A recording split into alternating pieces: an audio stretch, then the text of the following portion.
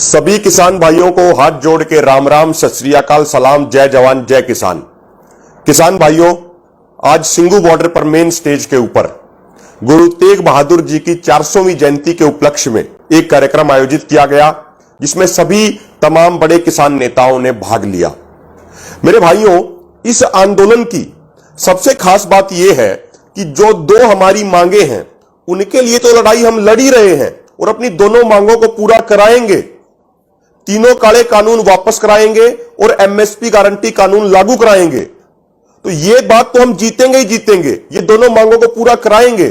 लेकिन उससे पहले इस आंदोलन ने एक बहुत बड़ा काम कर दिया है और उसके कारण किसान समाज की, किसान कौम की एक बहुत बड़ी जीत हो चुकी है। और वो जीत यह है कि जो ये किसान समाज पिछले 73-74 सालों से राजनेताओं द्वारा धर्म और जाति के नाम पर बांटा गया था, अब वो किसान समाज एकजुट हो गया है। पहले राजनीतिक पार्टियां जो धर्म और जाति के नाम पे किसान समाज को बांट के अपनी राजनीतिक रोटियां सेकती थी, अब आगे वो काम नहीं होगा और ये किसान समाज किसान बन के रहेगा। अब देखिए, लगभग 5 महीने हो गए आंदोलन चलते हुए। यहां पे देवी देवताओं का भी कोई त्योहार मनाया जाता है, अपने गुरुओं का भी कोई त्योहार, कोई पर्व मनाया जाता है। रहबरे आजम दीनबंधु छोटूराम जी की जयंती भी मनाई जाती है, रविदास जयंती जी भी यहीं बनाई जाती है। यानी सभी धर्मों, सभी जातियों के कार्यक्रम यहां पे हो रहे हैं। अभी कुछ दिन पहले जब रमजान शुरू हुआ था, तो सिंगू बॉर्डर पे मेन स्टेज पे ही हमारे मुस्लिम भाइयों का पहला रोजा उस दिन खुलवाया गया। तो सबसे महत्वपूर्ण बात इस आंदोलन ने यह की है कि इस आंदोलन ने किसान कौम को किसान कौम के तरीके से ही जोड़ दिया है। अब कोई किसान अपने आप को हिंदू, सिख, ईसाई, मुसलमान बन के नहीं सोचता है, वो अपने आप को किसान बन के सोचता है। यह इस आंदोलन की बहुत बड़ी जीत है और इसी कारण से सभी राजनीतिक पार्टियों को पेट दर्द हो रखा है, क्योंकि ये सारी राजनीतिक पार्टियां हमारे समाज को धर्म जाति के नाम पे बांट के अपनी राजनीति आज तक करती आई हैं। लेकिन अब ये जो समाज पूरा एकजुट हुआ है, अब किसान किसान बन के सोचता है, अब मजदूर मजदूर बन के सोचता है, अब नौजवान नौजवान बन के जो सोचने लगा है, इससे सारी राजनीतिक पार्टियां बहुत ज्यादा परेशान हैं। और मेरे भाइयों, एक बात और इसमें ध्यान देने योग्य यह है कि जो गुरु तेग बहादुर जी की शहादत हुई थी, वो अन्याय के खिलाफ लड़ते हुए हुई थी। गुरु जी न्याय के रास्ते पे थे, सच के रास्ते पे थे, सत्य के रास्ते पे थे, और जिनके खिलाफ वो लड़ रहे थे वो गलत रास्ते पे थे, वो अन्याय के रास्ते पे थे, वो झूठ के रास्ते पे थे। उस समय लोगों पे धर्म और जाति के नाम पे अत्याचार किया जा रहा था और उस समय गुरुजी ने अपनी शहादत दी थी। आज भी आप देखिए, आज भी यही हो रहा है। लोगों को धर्म और जाति के नाम पे बांटा जा रहा है, धर्म और जाति के आधार पे लोगों के ऊपर अत्याचार किए जा रहे हैं। तो आज भी यह जरूरत है कि देश के लाखों करोड़ों नौजवान गुरुजी के दिखाए हुए रास्ते पर चले और यदि जरूरत पड़े तो देश के लिए और समाज के लिए हम भी अपना सर कलम कराने को तैयार रहें, हम भी अपनी शहादत देने को तैयार रहें। जब हम इस मानसिकता के साथ आंदोलन करेंगे कि भाई हम शहादत के लिए भी तैयार हैं, लेकिन देश और समाज के लिए आखिरी सांस तक लड़ते रहेंगे, जब हमारी यह मानसिकता होगी, तो वो मानसिकता, उस मानसिकता के तहत किया गया काम ही अपने गुरुओं को सच्ची श्रद्धांजलि होगा। यह सबसे महत्वपूर्ण बात है। और मेरे भाइयों, एक चीज और जो हमें समझनी चाहिए, आज जो पूरे देश में हाहाकार मचा हुआ है, लोगों को ऑक्सीजन तक नहीं मिल रही है।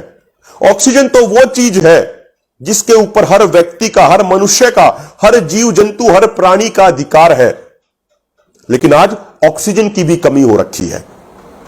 1-1.5 साल पहले ये कोरोना नाम की ये बीमारी एक आनी शुरू हुई थी, बड़ी बड़ी बातें कही गई, पीएम केयर फंड में बहुत फंड इकट्ठा किया गया, लेकिन क्या हुआ उस फंड से किसी को नहीं पता, क्या तैयारियां की गई किसी को कुछ नहीं पता। तो आज इसमें एक चीज समझने की जो है वो ये है कि ऑक्सीजन प्लांट जो प्राइवेट कंपनियों, प्राइवेट लोगों के हाथ में थे, आज मजबूरी में सरकार ने यह किया कि उन सभी प्लांटों का टेक ओवर कर लिया और सरकार उनको कंट्रोल कर रही है।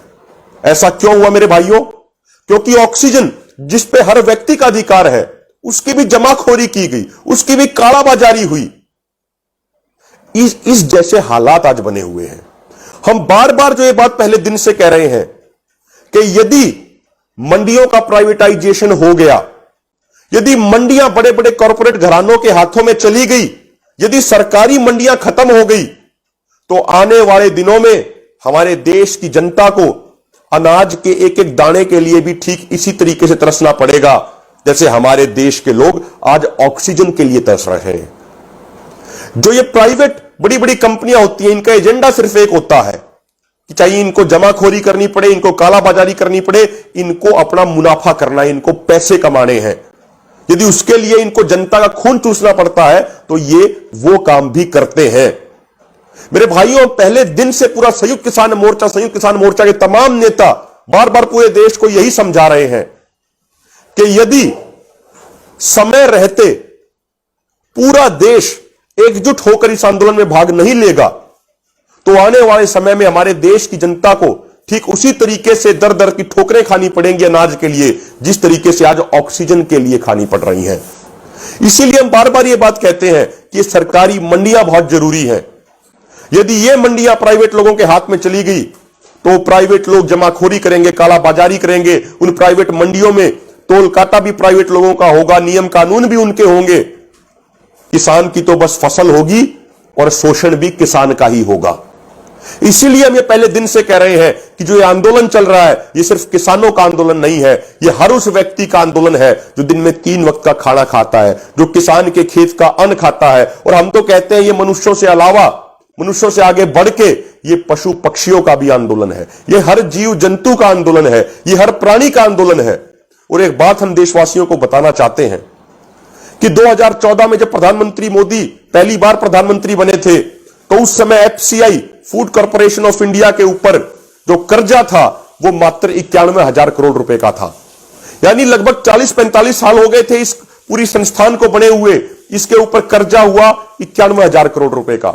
लेकिन आज के दिन जनवरी 2021 में एफसीआई के ऊपर कर्जा बढ़ के हो गया 4,09,000 करोड़ रुपए का, यानी 4 गुना से भी ज्यादा बढ़ गया।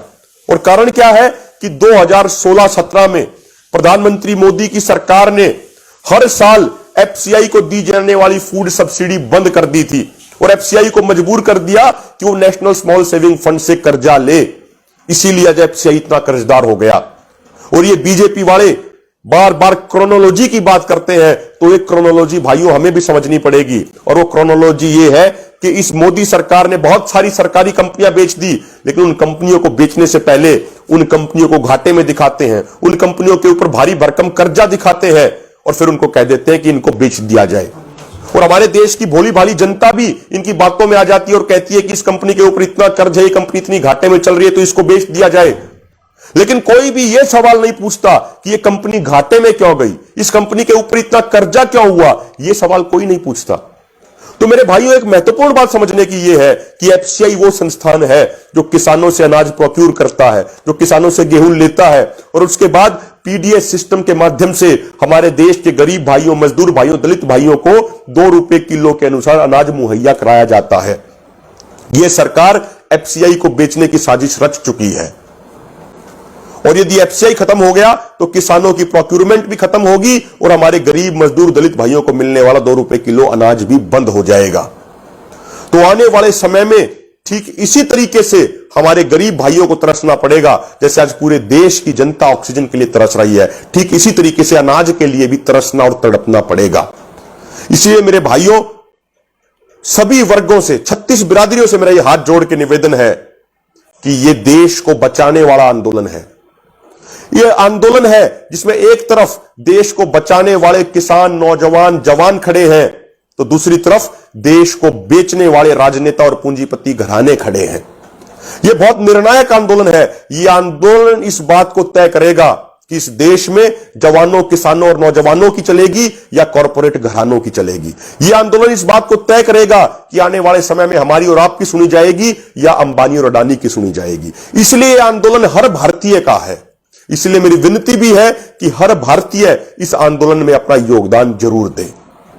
और एक और बात साथियों, मैं एक विशेष विनती करना चाहता हूं जो कुछ दिन पहले मोर्चा के सभी किसान नेताओं ने सामूहिक तौर पे जो विनती करी थी कि यहां पे आंदोलन लंबा चलेगा। हम 6-6 महीने का राशन लेके आए थे जब 26 नवंबर को यहां पे आए थे तो 26 नवंबर के दिन सारे किसान भाई अपने ट्रॉलियों में 6-6 महीने का राशन लेके आए थे।